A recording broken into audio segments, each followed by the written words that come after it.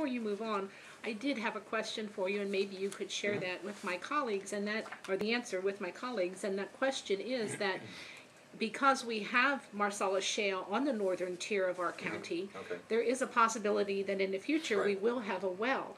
Should we also be passing this ordinance so it's on the books? Well, interestingly, we were suggesting to counties that did not currently have wells that they go ahead and do it.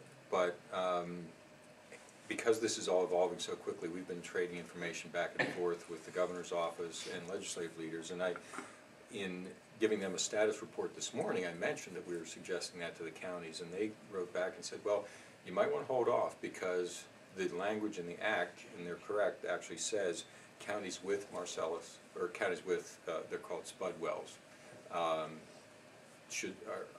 eligible to pass the ordinance. And so if you don't have one, a very technical reading of the act, you probably shouldn't pass the ordinance until you actually have one. But then, in other words, there's a 60-day window to pass this ordinance, so that, when would that 60-day window kick in for us if we get a well? In the future. Well, that's another open question.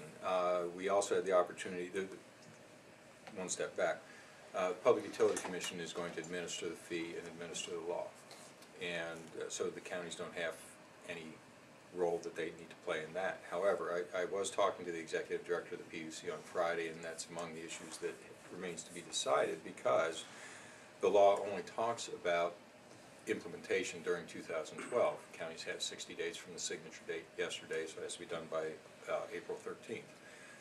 It is silent on what happens in the future, and so the PUC believes by rule they will have to establish what the deadline date will be in subsequent years. And it will probably be backed away from the time it takes them to ramp up. So most likely, because in the future, the implementation, or the company's pay date is April 1st. They will probably, my guess, back it up to January 1st or something like that, so they have the time to ramp up and include it in their billing cycle.